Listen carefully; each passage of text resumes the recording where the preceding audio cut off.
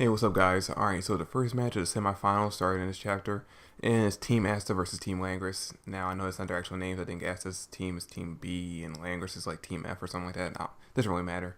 Doesn't matter because at the end of the day, it's basically just these two fighting against each other.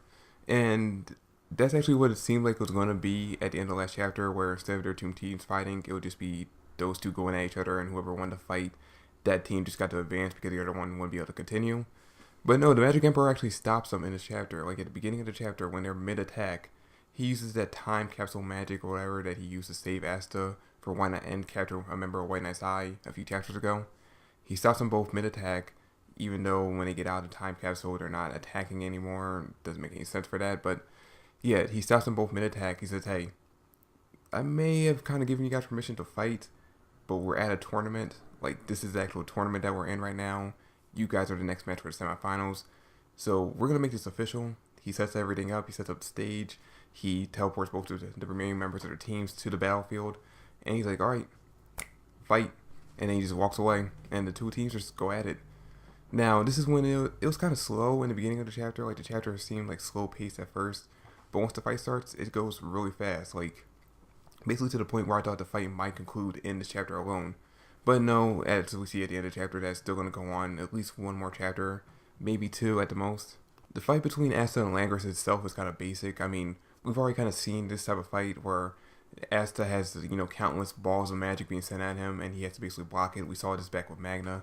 The only difference is, unlike Magna's attacks, they don't disappear, so Asta's actually able to block most of them. And he's really just being over. The only reason why he's kind of losing in this chapter is because he's overwhelmed by the mere number.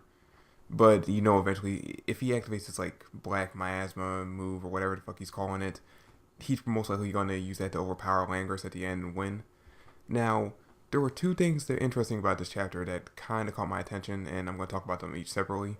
Okay, so the first thing that caught my interest in this chapter was the fact, or just the way Zach was acting in this chapter. I mean, the way he started going a little crazy and started like spouting out random bullshit when he was talking to Asta in this chapter made me remember.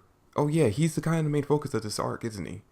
Because I actually forgot that with all this shit that's going on with Langris and all this like thing between him and Finn Raw and the whole tournament in general, you kind of forgot that Zach was kind of like the breakout star or like the main focus of this arc.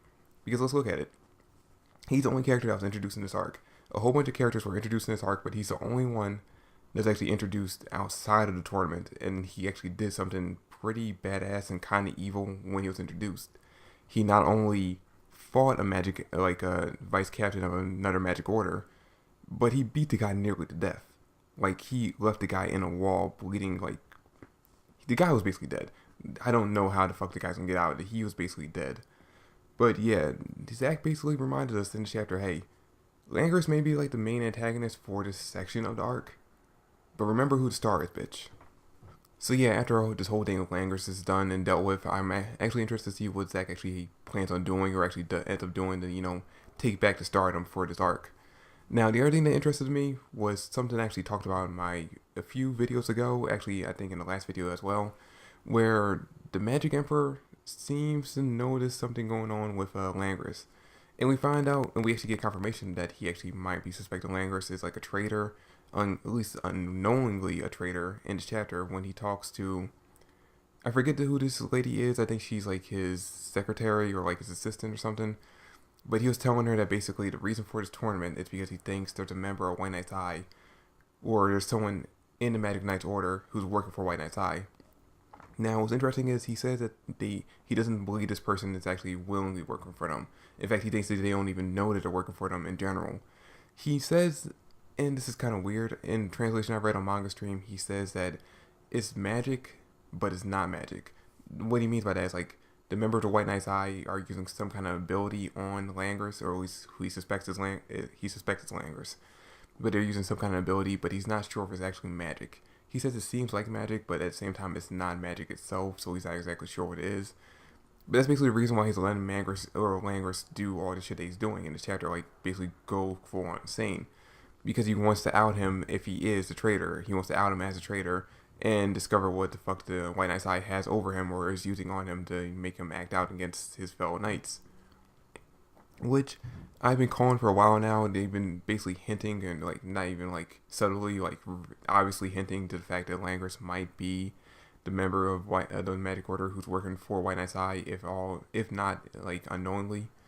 Although the way that they called it out in the chapter and said that he might not actually be the one, like they basically put all the focus on him being the member of being the member of the Magic Order who actually is a traitor. Makes me think that maybe he's not. Maybe this whole time Zach is, and that's the reason why he went crazy in like the halfway point of this chapter and reminded us that he's actually the focus of this arc. Maybe that's his whole play. Like maybe that's the reason why he did what he did to that Magic Knight vice captain a few chapters ago.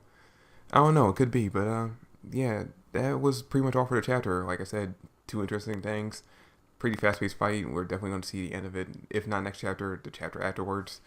But yeah, it was pretty interesting. It wasn't nothing to write home about. You know, the last chapter was a lot better in my opinion, but still pretty good. But yeah, that's it for the video. Thanks for watching. I hope you enjoyed. If you did, drop me a like, subscribe to the channel. I greatly appreciate it. Check out some of the other videos on the channel and comment down below for your thoughts and theories. But yeah, that's it for the video. I'll catch you guys later. Peace.